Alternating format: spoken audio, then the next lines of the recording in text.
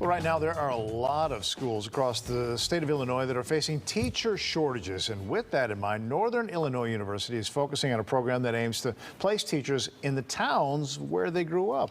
Joining us now is Dr. Lori Elish Piper. She is the Dean of the NIU College of Education. Thank you so much for joining us. Good evening. First of all, why is there a teacher shortage?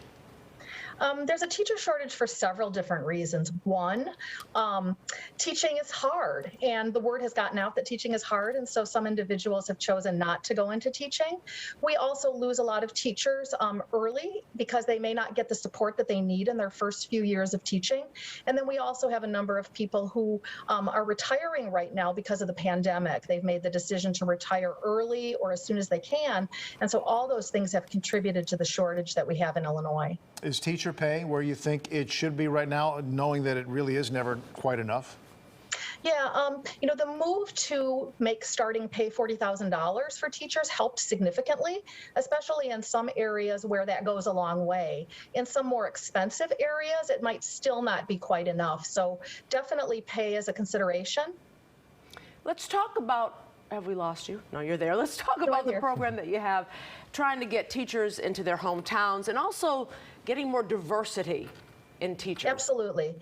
We've been working in the Elgin area and working with a lot of individuals who are bilingual because that's one of the greatest shortage areas in Elgin. And so we've been able to recruit a number of individuals who are from Elgin, who are bilingual, and who were really unable to come to our campus to complete their teacher preparation program. And so after meeting with folks, we found out that if we brought the program to them and delivered the program on site in Elgin with our partners at Elgin Community College and did all of our clinical experiences in school district U46, that would work. And so that's what we've been doing. We started with a cohort of 15 and we graduated all 15 of them this May. We have 2 more cohorts behind them, and those groups are growing because a lot of people do want to teach in the communities where they grew up and where they live.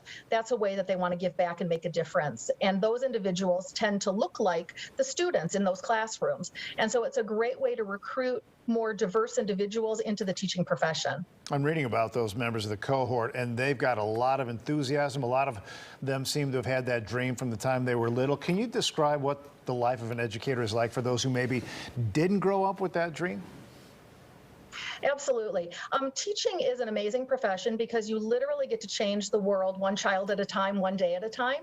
And many of the young people who are going into teaching, or even career changers who are going into teaching later, are really interested in doing social justice work and in trying to make the world better and trying to provide access and opportunities.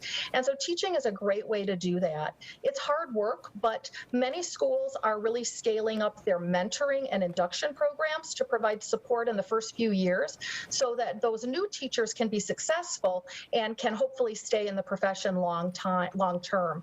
What we're seeing is that people who are from the community, they live there, they want to be there, that's their district of choice. They tend to be much more likely to stay there for a longer period of time and be retained not only as teachers, but to actually stay in the same schools or in the same district for a longer period of time, allowing them to have impact.